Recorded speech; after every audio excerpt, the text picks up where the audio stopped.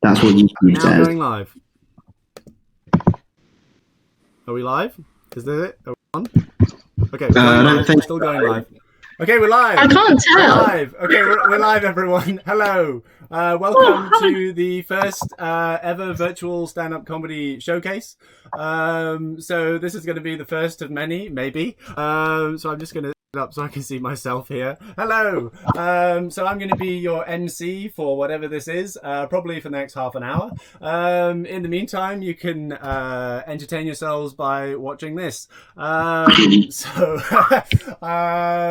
alone at the moment, so we all need a bit of diversion, and that's what Warwick Comedy is providing you. So here's my opening joke, I guess. I don't usually talk about Trump because he's an old hat, but he said something the other day that I thought was quite funny. He said, people are dying who have never died before, which I thought was hilarious. Now, the thing about this showcase is that we cannot hear you laughing. We can't even tell if you're watching, although we do have a little sidebar. It's over there, if you can see it. Oh, there. So you can put a little chat thing in there to write ha ha ha if you think something is funny, and maybe we'll read it. Otherwise, you can click one of the videos down there and just watch something else. So in the meantime, please enjoy a bit of live comedy. So I'm going to start with a bit, and then we're going to get on to our other acts. So the first bit is about my life. So I'm an avid reader. I was always an avid reader. My mum, she would always suggest stuff to read to me. She'd be like, "Hey, read this. It's a classic," and then she'd throw it at me. And she'd like throw at Les Mis, To Kill a Mockingbird, all those things. And after she'd chuck them at my head, and then I recovered from the concussion, I would read them. And but the problem was I would get so focused on what I was reading, I just get totally zoned in. I wouldn't listen to anything she would say. So she'd be driving the car and she'd be like, "Fred, have you cleaned your room?" And I'd be like, she'd be like, "Fred, have you cleaned your room?" And I'd be like, and then she'd be like, "Fred, your dad and I are getting divorced." "What? Have you cleaned your room?" We are getting a divorce though. But before the divorce, we went to Tanzania to live there, and that was quite nice. We lived in Tanzania, and which is a lovely country in Africa for the uncultured among you. And in Tanzania, we were driving along, or she was driving. I was in the back. I was reading my Kindle, and Kindles are electronic tablets that you get to read on. I know, fascinating. So you get to read stuff on them. So I was focused, as I always am, just completely focused on what I was reading. And she was driving along, but it was like really slow traffic. And somebody reached through the window and grabbed the Kindle, and I was like, "But I'm reading it!" And then they took the Kindle and just ran off. And I was like, "What do I do? My entertainment's gone." And my mum turned around and she was like, "Go and get it." So I just got out of the car and I belted down the road after it, and basically I tried to catch up with him, and I have quite long legs, but apparently my long legs don't equate to knowing the neighborhood, because he was going in between all these alleyways. So I'm running along, and then this woman comes up behind me, and then she's like, "Don't go down there," which is probably a message to be like, "You'll get stabbed." So I had to be like, there goes my Kindle. And I don't know who she was, and I don't know how she caught up with me, because she was wearing like high heels, and she was wearing this like glittery dress. So she was either going to a wedding or a prostitute. But either way, I had sex with her. And then I went back to the car, and I found myself back in the car, sans Kindle, without Kindle. So I got back in the car, and my mum was like, "You don't have it." And I was like, "No. I could have got stabbed." And then she was like, "I would have spat in his face. I would have done anything to get that Kindle back." So the lesson I learned from that is don't get in a fight with my mother. So the first act for this evening is, I think it's Caitlin Cassidy. I think, yes, Caitlin Cassidy. So is Caitlin prepared? Can you turn your video on for us, and then we'll get started with the show. Okay. Okay, hold on. I'm gonna make you bigger. There we go. Wow. Okay. Go ahead, Kate. Okay, do I just start? I don't know how this works. I'm just gonna start. All right, we had some more sad news about the coronavirus today. Boris Johnson has only got it mildly. Oh no! Oh no! Oh no!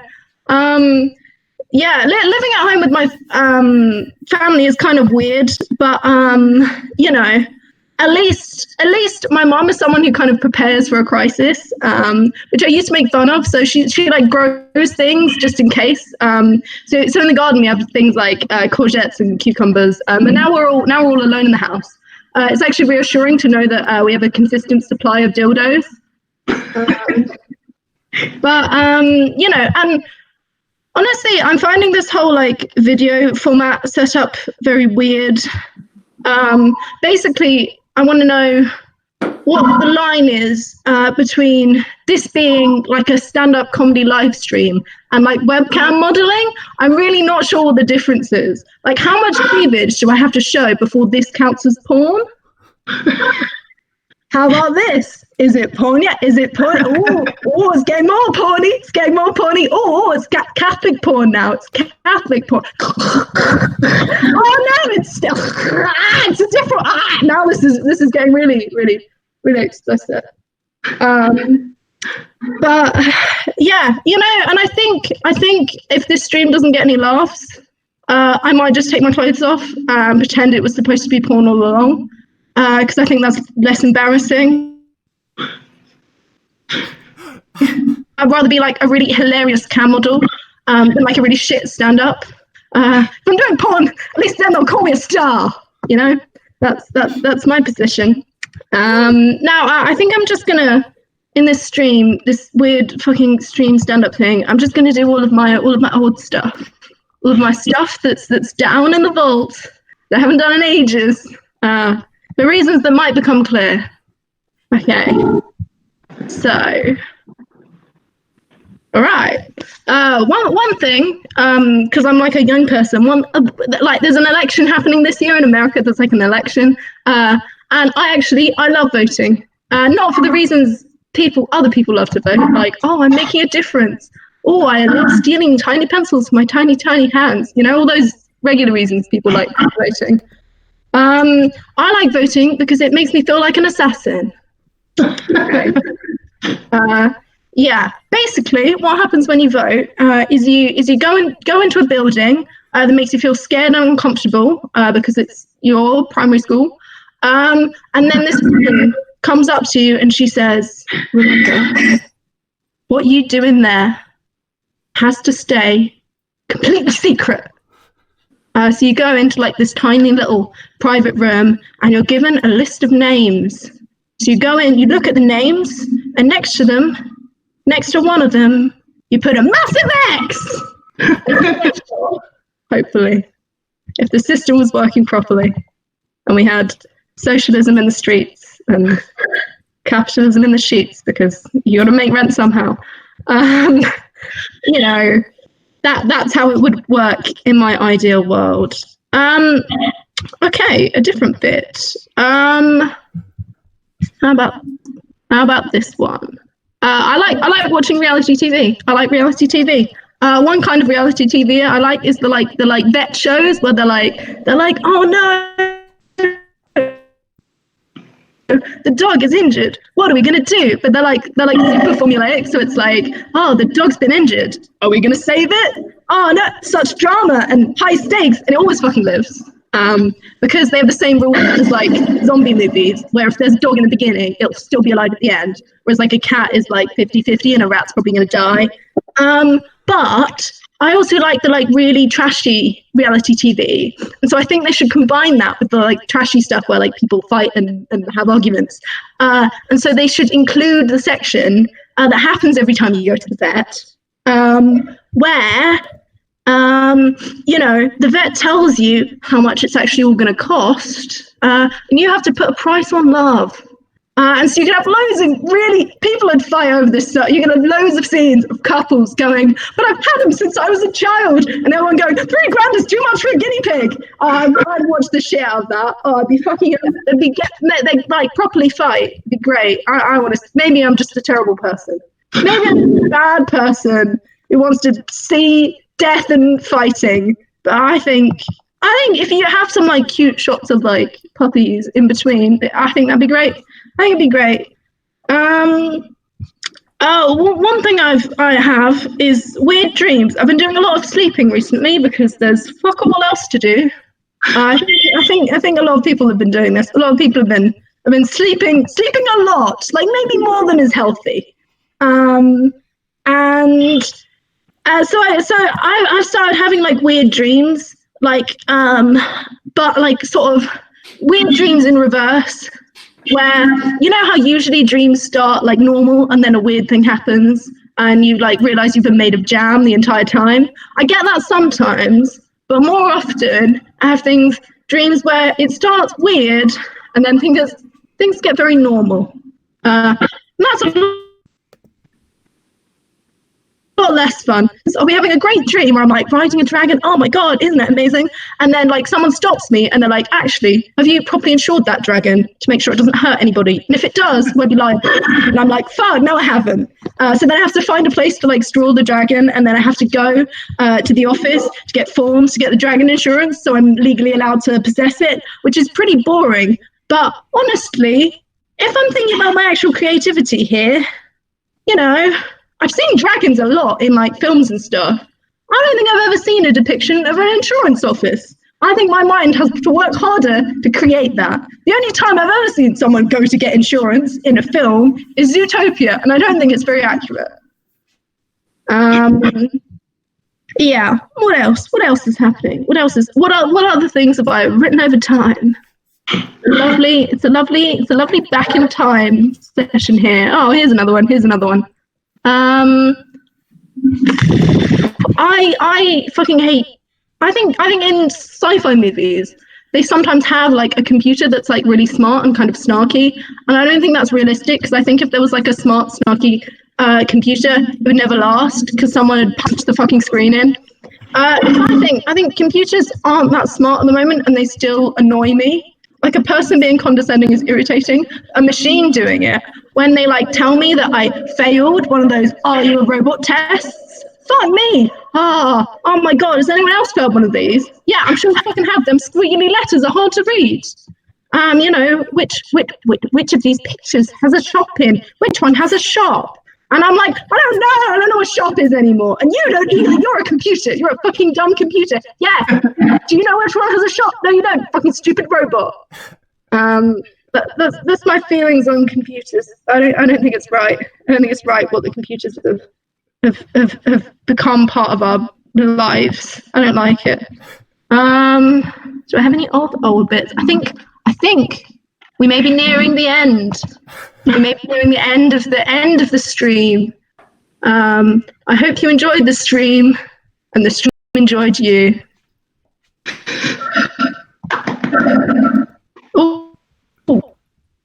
Okay, thank you, Caitlin Cassidy. Everyone, give her a round of applause. Woo! Okay, so what you see, this whole thing is kind of like the NHS clapping thing because we're all gathering at 8 o'clock to celebrate something. But this one isn't for charity or support. It's just for Warwick comedy people. And if you all go in the street or outside and just laugh, then people might not support you either. So something I might try and do now is try and look at the comments and I guess respond to them. Does anybody have any questions or anything that they want to shout out or heckle, I guess? I am the MC after all, so I have to deal with that kind of thing. If not, then I'll just do another bit. I guess there's a bit of a lag. So I'll wait a bit. But yes, you're invited to do that. So okay, seeing as there's nothing happening, I might do the next bit, which is that speaking of learning to drive, because I mentioned driving in my last bit, so I learned how to drive in Tanzania, and I learned to drive when I was 13 years old, which is pretty early. But when you're driving in a safari park, there are actually no rules. They just let you do whatever you want as long as you don't kill the animals, because they're usually endangered. But what they don't tell you about safari park is that it's very difficult to find animals animals, unless you have like one of the guides. They like radio each other and tell each other where the where the animals are. And so we didn't have a guide. We were just driving around, and we actually ended up not seeing any animals except for these like tiny deer called dicks. And I had my granddad in the back, and he was sitting there, and he was going, "Why are there only dicks? Why is there only dick? Just dick!" Anyway, so I was learning to drive. So I drove this big Pajero car, and I went around this corner, or like around a tree, and you know what? There was just a herd of elephants. We hadn't seen anything all day, and there was a herd of elephants, and I was driving the car. So not many people can say that they drove through a herd of elephants, and not many people can say that they didn't really know how to drive yet when they were driving through a herd of elephants. So I was going through this herd of elephants, and one of them really didn't like it. One of them looked at the car, and he was like, and I was like, I don't know what to do. So I turned to my family and I was like, guys, we got to do something here. Let's do this. And I went, I can make the noise, I promise. There we go. So I was like, hey, let's all do it. Let's all do that and it'll be fine. Turns out when you try to do that in the car, you're not actually focused on driving, and I hit a baby elephant. Not good because they're endangered. But fortunately, we got a great price for the ivory. So basically, gold-plated Kindle, anyone? The next act is Chloe Foden. Everyone give a round of applause from within your houses and welcome her to the stage. I will respond to your comments next time if I get the chance. Everyone welcome Chloe Foden. Yay! Oh, hi. I'm just looking at myself in the camera here, and when I got dressed this morning, I didn't realise how like a children's TV presenter I look. I don't know if it's the leggings or what. They're very purple. They're very like, is she eccentric or has she escaped? There's no chance of escaping anywhere at the minute though with this self-isolation thing, but I don't get the panic about it. Because since I was about 15, this has just been my personality. Like, one thing I do miss since self-isolating though is I miss shops. I miss Primark. Where else can you buy shoes for £3? Shoes that are going to last you a week. But what I miss more than the actual shop itself is the people in it. Oh my god, I love the people in Primark. You know the exact type of people I mean. People who like name their kids after Disney characters. Where they're like, Aurora, put that back before I run you over with your own pushchair. They're like, stop being such a spoiled princess. You're like, well, you did call your kid Aurora. But I've always thought this, to be honest. I think we name our kids too early. I think it could be a bit better if we like waited until they got to 10 years old and then we named them. Because sometimes you give them a name and they just don't live up to it, do they? You call them Will, they won't. Hope, dead at 5. Call them Tory, and they're like, I want to fund the NHS. I mean it. Wait until they're 10 years old and then be like, this is my son hungry and his brother ADHD. Deaf boy. I also really miss Next. You know, like homeware shops that sell like sideboards, sofas, coffee tables. I love them. Sometimes I just go in and pretend I live there. But you like, if you go in and pretend you live there, you've got to do it properly. You've got to bring the dog, light a candle. Sometimes the staff come up to me and they're like, you can't do this. But if I tell them I'm homeless, there's nothing I can do. I have got so many free things out telling Next staff that I am homeless. They feel sorry for me. They're like, have a blanket, have some pillows. And now what I've done is essentially I've got so much free stuff that I could furnish a house. It's not stealing. It's just resourcefulness. But I think everyone will agree the display sofas in DFS are so much comfier than our own sofas. Sometimes I just go around and I take the skybox and I'm like, I'm going to get some Game of Thrones in here. I order a takeaway, and one of the best things I've ever seen is the Domino's man ringing me up going, what's your house number? And me replying with, sale ends Monday. But I took my grandma, before all the self-isolation things, I took my grandma to a shop recently. She wanted to buy a new fridge, so I took her to the British Heart Foundation because she saw a fridge. I was like, okay, cool. The fridge was upstairs. Now, my grandma, she's very old now. She's 80, and she's not as able-bodied as she used to be. So sure, I'll take the lift. I was like, cool, that's fine. And I stood at the top of the stairs, looking down into the lift, watching her. The man comes to explain. He says, "You push the button, lift goes up. Couldn't be simpler." My grandma sort of jabbed the button. You know the way that you sort of press on the X really quick for single women in your area when someone's looking over your shoulder? She kind of jabbed it like that. The lift didn't go up, it just bounced. You know, like cars in those rap videos, those sort of parody rap videos, the lift just bounced. And my grandma sort of started shaking and she started looking quite ill. And then she had a heart attack in the British Heart Foundation. But, you know, she got a free fridge and now they're using it to store her organs in for science. That's fine. But now that we are in the self-isolation, I really don't know what to do with myself. I'm really worried about all the stockpiling. People are stockpiling toilet rolls. And people are saying, oh, there's big food shortages on the shelves. There's no bread. There's no milk. But what's worrying me is there's no eggs. There's no eggs left, children. So what I've done is put these so that I'll never run out of eggs. And I've bought these so that I don't starve in the food shortage. So if anybody wonders where all the cream eggs have gone, I've got them. I've got them.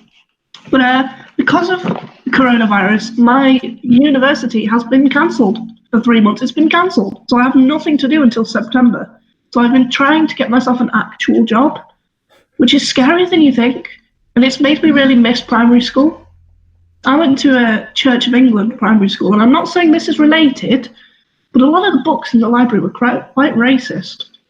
We had one book about a Mr. Wing and Mr. Wong, and this already sounds good to start with. And basically the plot of the book was Mr. Wing calls Mr. Wong and says, "Sorry, I've got the Wong number." That was the plot of the book. Now, I tried to buy this on eBay to bring and show you to prove how racist the books at my primary school were, but I couldn't find it. Because it turns out books about Chinese businessmen aren't as popular as the Biff and Chip books. Although I did find Secret Seven and the Stock Exchange. That was interesting. So yeah, this has been odd, and you've been absent. Thanks for listening. Are you done? Are you done? Yeah. Okay, that was Chloe Foden, everyone. Give her a massive round of applause from wherever you are. I've just turned my video off. Hold on. There we go. It should be coming back to me soon. So well done for that, Chloe. So on to the next bit. I'm now going to respond to whatever things you put in the comments. Let's see. I think I saw somebody ask, did I tie-dye that shirt myself? Should I do the YouTube thing where I say, like, the person who asked it? This is from Ibrahim. Okay, so, yeah, shout out to Ibrahim. No, I didn't tie-dye this shirt myself. I did that thing, you know, from that famous quote, where the guy says, "If you stare into the void will stare back into you." And I stared into the void, and now I'm wearing the void. Okay, let's see. Quite literally dying on stage. I guess I'm just reading the comments now. Mute yourself, Freddie. I think you'll find that the person laughing throughout that was Kate, because she didn't mute herself. But really? She's of the opinion that we should all be able to hear each other. There's one here that says "Crybabies or police cops" from Amy Crisp, #debate. So that's definitely crybabies from my opinion. Support those boys all the way. Go and see them when they're touring. They're not at the moment. Let's see if we can shrink him. Okay, apparently Izzy Waters says, "I own half of that shirt." And I think you'll find that I won the court settlement, so no you don't. Okay, so I did think of something to try and alleviate the whole laughing thing. I thought I'd get a soundboard. So I haven't actually looked at the soundboard yet.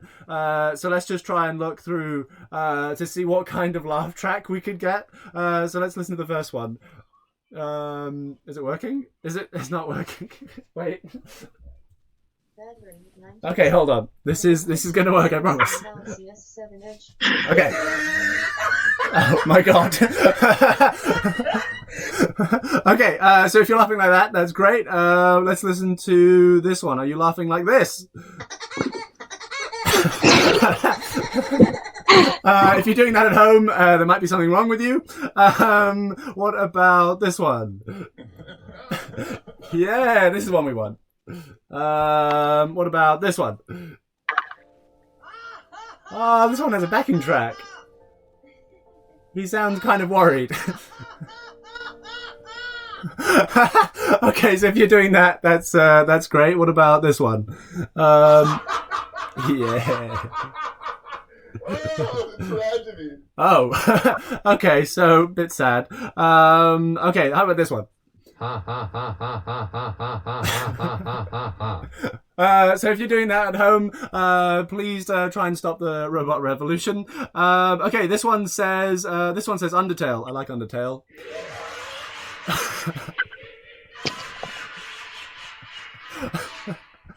So that's just the voices in my head. Stuck in this attic, eh? Okay, what about this one? This one says Mexican laugh, so I'm going to presume this is racist. There you go. Don't blame me, blame the website. So if you're doing any of that at home... Oh, wait, I have one more. This one is the sitcom laugh. Okay, here we go. Okay, so I guess if we're doing the YouTube thing, then it's vote for your favorite one. Yes, so I'm very entertained, apparently in the comments. There we go. I'm going to invite the next act onto the stage. Who is it? It's Sam, no? Yes, Nicholas. It's Nicholas. Nicholas, are you ready? Yes. I'm gonna bring you on now. If you turn your video on, I will invite you. My video is on, surely. Stage. Is it on? It currently says it's not on. Hold up. Yes, Hey, you're live. No. Oh no, it's gone for me. Hold on, you're almost there. Yes, we're in. We're in. Welcome, Nicholas, to the stage. Woo! Are we rolling? We're just not muting anymore. Okay. Go. Are we rolling? Rolling, guys. Go. We're still rolling. Woo. Look, it's a window. It's not backstage, it's a window. So here we go. We're off. Paris, Lyon, Bordeaux. It's a French triple. I've never been there. And look, it's not even plugged in. Right. And when I say I've been baptized, guys, what I mean is that bishops throw me off a pier. So I put my bins out this morning because they were on fire. But really, guys, I mean, I'm sorry about this because it's been a very long week for me. It's lasted about 12 days, and so I was in the Chinese restaurant, right? I was in the Chinese restaurant, right? And these noodles are undercooked, I exclaimed, and the waiter was like, "Sir, they're chopsticks." Because if you run over a sausage dog, is it a schnitzel dog? I mean, am I the only one who's thinking this? So the other day I was playing Scrabble for so long I caught osteoarthritis, which scored me about 200 points. But on a more serious note, right? Because people like to accuse me of sharking. And I haven't. But it's really serious. People are like, "Nicholas, you're sharking. This is ridiculous." And I can't stand it. It really makes me stressed. So I just go over to T-Bar, and that often helps me feel a little fresher. So, another point for you guys. If you go to a British chippy and you get yourself some curry and chips, it's chips with a curry sauce, right? Whereas if you go to Pyongyang and get curry and chips, they're chips.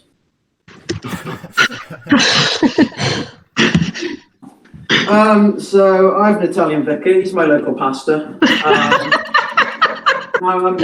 Chloe, switch your mic off, please. It's all I can hear is you. I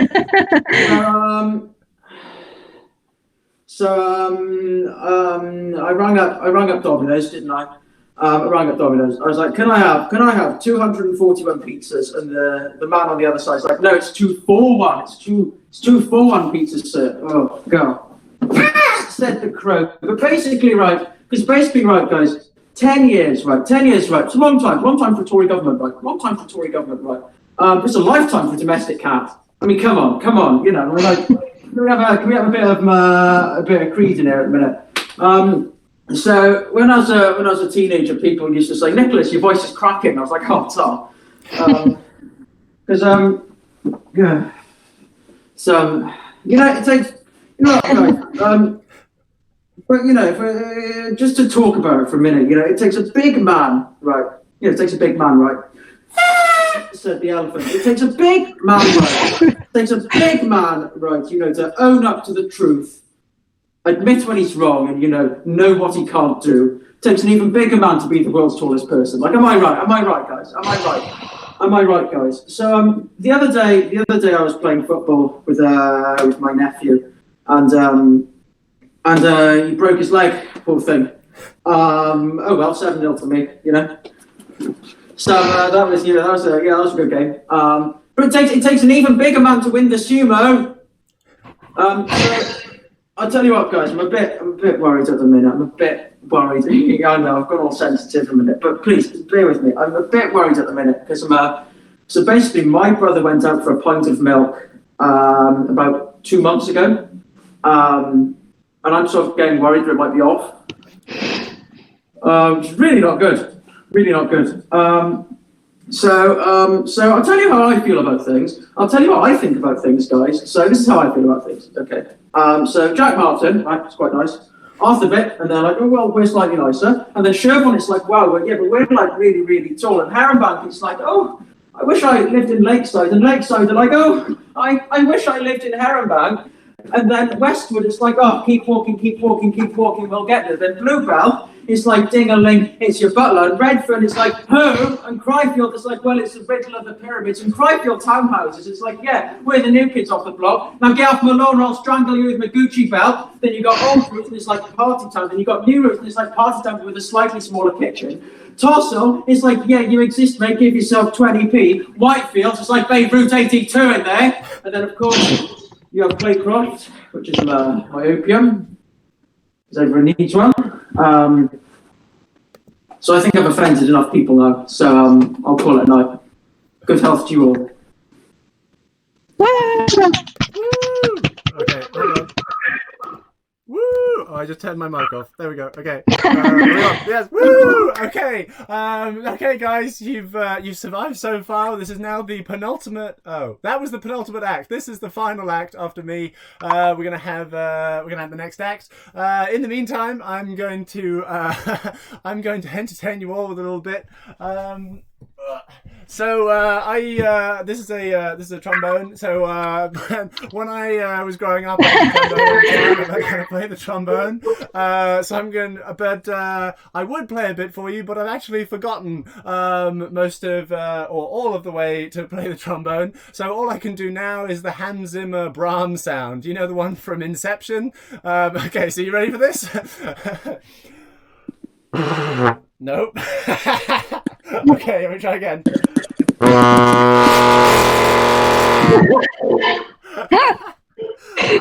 Okay, there we go. That's the Brahms sound from Inception.